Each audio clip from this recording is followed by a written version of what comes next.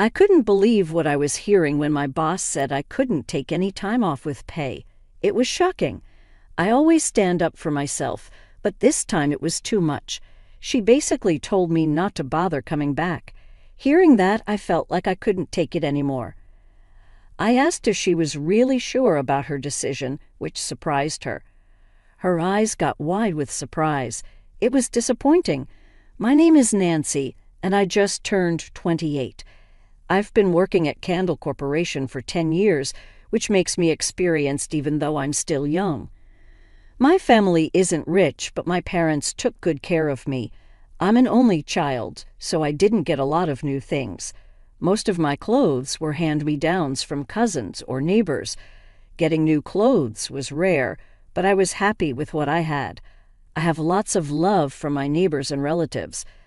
I have great memories of going on picnics with my parents on weekends. Even though I didn't have much growing up, I'm still close with my cousins, and we talk often. I had a lot of love around me as I grew up. In 12th grade, I was the student council president and had good grades. My teacher thought I should go to college, but I didn't want to. I wanted to work for the government. My parents wanted me to choose a different job, but I went ahead and became a government worker despite their advice. I wanted to help my parents with money as soon as I could, but then my dad got very sick and passed away before I could do much for him. So I started taking care of my mom instead. We lived together and kept busy with everyday life. Time went by quickly, and I learned a lot while working. After 5 years, I became well respected at my job and lived comfortably. I was in charge of training new people and sometimes did important tasks for my boss. Plus, I got good bonuses, which led me to give my parents $600 every month. In my free time, I enjoyed going on trips with friends, coworkers, and my boyfriend. Then our boss changed, and the new boss was a woman who happened to be the president's daughter. People said she didn't work hard because she relied on her dad's money. The president wanted her to learn some important lessons about life, so he gave her a big job. Only the president and I knew about his plan. Many people in the company didn't think she deserved the job because they thought she only got it because of her dad. The work atmosphere was getting more and more tense, and it was starting to feel suffocating. And then trouble found its way to me. It happened when I made a cup of hot coffee for the new boss. "What's this? Are you trying to make me mad?" she said. "I made it just like you asked." She gave me an angry look and threw the hot coffee towards me. "Ow, why did you do that?" I couldn't dodge it, so I held my right arm, which got hit by the coffee, and stared back at her. "How is this what I asked for?" I said I wanted it warm with extra milk and sugar. I made it warm with 2 cups of milk and 2 scoops of sugar. It's too hot. Normally it's 4 cups of milk and 3 scoops of sugar. She acted like her way was the only right way and forced her preferences on others. "I'm sorry. I'll make you another one right away." This is why I don't like people who only finished high school. My dad told me, "You're good at your job and everyone trusts you." I have a lot to learn. I only seem good because everyone here supports me. While she kept making snide comments, the pain in my burned arm got worse. I just wanted to leave and cool down my arm. "I was excited to meet you after hearing my dad praise you, but what a letdown." "I wonder how you impressed him when she said those mean words." A coworker tried to help, but I signaled that I was okay, not wanting to draw her attention. Later, that coworker became her new target. Anyone she targeted before ended up feeling so stressed that they quit their jobs. Now it seems like she's targeting me. While I was thinking about what to do, she grabbed my burned arm and squeezed it tightly. "You're brave to ignore me, but don't think you'll get away with it," she said. I winced in pain. After seeing my reaction, she let go of my arm and told me to make coffee again. I made an excuse and ran to the kitchen to cool down my arm. It was awful. After work, I went to see a skin doctor and got some medicine, but my arm didn't fully heal and left a mark, so I dressed in a way that hid it so others wouldn't worry. Since that day, she started bothering me even more. "What's wrong with this paper? It's full of mistakes. Take your job seriously," she said. "What mistakes are there?" I asked, trying to figure out her mood. She threw the paper at me. "There can't be any mistakes." I checked it, and it's annoying to be criticized with a red pen. I sighed at her childish behavior. "Honestly, this paper needs to be fixed because it's not good enough. You came here without knowing much. Please admit the mistakes and learn." I tried teaching her like I did with other new workers, but her pride got in the way. "Don't argue, just do your job. I'm the boss, so I don't have to do this, and this is what the president wants. You're trying too hard to impress my dad, right? You came from a family without a dad, didn't you? You only have your mom now, right? Your dad worked hard in a poor family, got sick, and wasn't rewarded. Let's not talk about personal stuff at work. I just wanted to chat a bit. You're so boring," she mocked. I couldn't hide my annoyance when she made fun of my parents. "You're getting mad, huh? That's funny. My parents are amazing. You who know nothing can't say anything," she quickly replied when she heard my voice change. "So that's how you really are, huh? Is it okay to treat the president's daughter like this? Maybe I'll tell my dad how you've been treating me badly, too." "As you please. Fix the test paper and hand it in today. I'm going to make sure you leave this place," she threatened. As I walked away from her, she whispered something to me, but I ignored her and went back to my desk. After that, she kept being sarcastic, but I managed to teach her some basic stuff, although it was a long process. It included simple things like using the computer and different types of documents. During my break, I sat on the rooftop bench, sipping coffee to relax my tired body and thinking about my future. Suddenly, my phone rang with an unknown number. "Hello, is this Nancy? This is Savu Hospital. Your mom was brought in urgently and she's in critical condition. Can you come right away?" My mind went blank, and I couldn't remember much after that. I left a note on her desk saying I was leaving early and rushed to the hospital in a taxi. At the hospital, I explained the situation, and a nurse took me to see my mom. "Mom, this can't be happening." There she was, looking peaceful as she slept. The doctor said she had collapsed at work. When she got to the hospital, it was touch and go. My mom's heart wasn't strong since my dad passed away, and the stress might have affected her. I cried and hugged her tightly for a while. After bringing my mom home, I called the manager to ask for my first paid leave ever. "I'm sorry for leaving early today. My mom just passed away. Can I take about a week off for the funeral and everything?" I asked. "Oh, that's why you left early when I wasn't here. It was an emergency with your mom." Her cold tone hurt, especially at such a sad time. "I won't approve any paid leave for you," she said. I couldn't believe it. In all the 10 years I've worked here, I've never taken a single day off with pay. Wait, what? I've done a lot for this company. Shouldn't I be allowed to take time off with pay to say goodbye to my mom?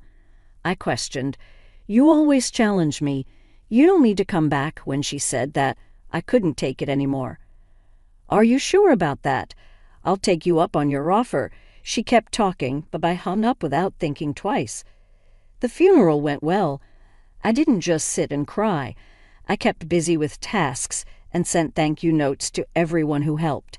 It helped distract me for a while. She tried calling me many times, but I didn't answer. Later, the president called me, so I went to the office. After 2 weeks, I went straight to the president's office. On the way, 2 coworkers comforted me. "Sorry, I need to see the president first." Their kindness made me feel a bit better. "It's Nancy. Can I come in?"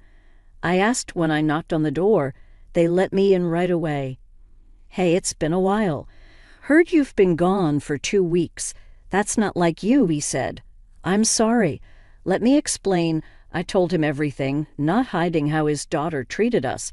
It must have been hard for him to hear negative things about his own daughter, but he listened to me. "I'm sorry for my daughter's behavior. To be honest, my wife and I spoiled her, and this is the result," he said. "It's okay. I think my parents might have felt the same way." As parents, the president smiled kindly at me. "Nancy, you're really amazing. My daughter's behavior was my mistake. I've talked to the people who quit in the past 2 weeks. I can't apologize enough for that." This was the first time I'd seen the president look so troubled. "Since you stopped coming to the department where my daughter works, things have been a mess. The other day, the whole team even protested together." "Really? I didn't know it got that bad." "So, what's your plan?" The president looked sad for a moment, but then he returned to his usual self. "I need your help." When I looked into his serious eyes, I decided to help. "Okay, I'm happy to help." And that's when actions were taken against her. "Hey, when are you coming back to work?" The frustrated manager finally contacted me. "But didn't you tell me not to come?" "Stop that. Everything's a mess here. Come to the office now." I reluctantly changed and went to work, but when I got there, nobody was around. It was weirdly quiet, like a weekend. Isn't it a weekday? This feels strange. While I was alone in the office, I heard yelling and things being thrown from my department. I cautiously went to see what was happening. "What's happening?" I asked when I saw her causing trouble. She quickly turned and grabbed me. "It's all your fault. Since you stopped coming, everyone else did too. Now, I can't reach anyone. How will you fix this?" "I don't understand." "Please don't blame me," I said calmly. "She let go of me and pushed me away. You're so annoying. Even my dad won't help me." "What's going on?" "How long has it been since everyone stopped coming?" "Just half a day. I've been answering calls, which I never do, and I don't know what to do anymore." She looked tired and messy. Her hair was a mess, and her nail polish was chipped. She must have hung her jacket somewhere. There were angry phrases written on it. When I saw her, who always acted like she was in charge, looking so upset, I couldn't help but laugh. "Sir, are you right? What you say, this is your fault. What did you think would happen? Nobody follows someone who just throws their power around without real skills." As I stood my ground, she came closer, getting red in the face. "Say that again. Do you want to get kicked out of the company?" she threatened. "Well, I'd like to stay. If you leave, then you're fired. I'll take over this company." She had a strange smile and looked proud. "That's too bad for you," I said. She had a strange smile and looked proud. I just said, "Okay, thanks for everything, even if it was short." She looked surprised. "You know you're fired, right?" "Yes, I do." "I'll pack my things." I walked carefully to my desk, avoiding the papers on the floor, and started packing. "Wait, are you really quitting?" "Yes, why?" I tilted my head.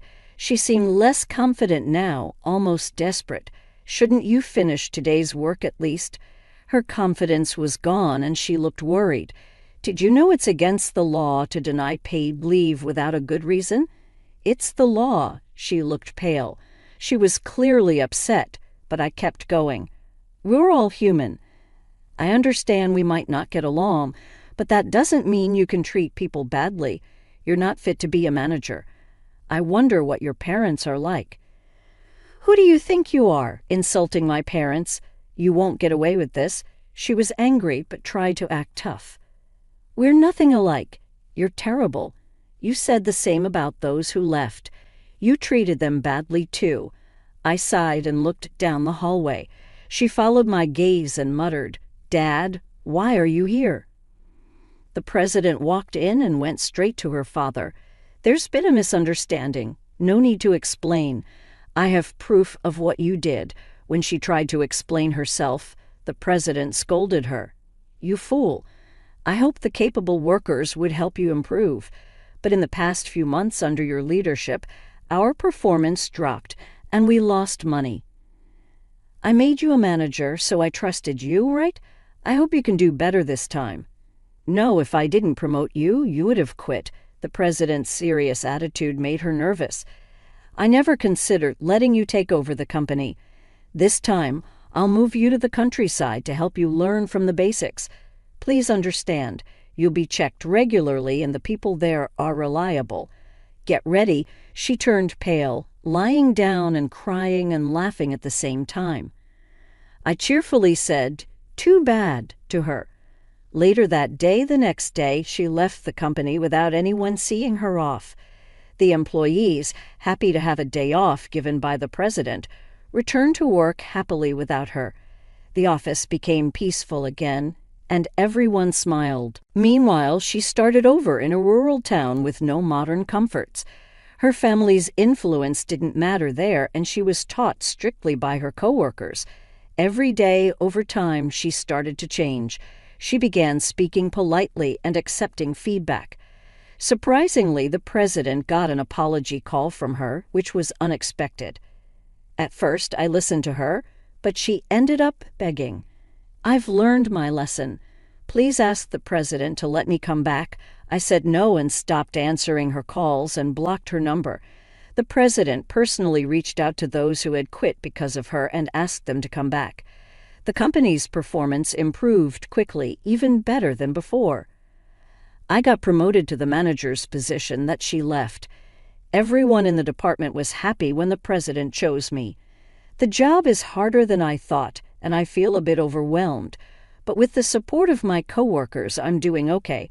Because of the burns I got, I received some extra money from the manager's salary, which made my life more comfortable. Recently, my boyfriend proposed to me, and I'm thrilled. We're expecting a baby next year, and we're both excited. Even though I'm only in my second trimester, we already prepared for the baby's arrival.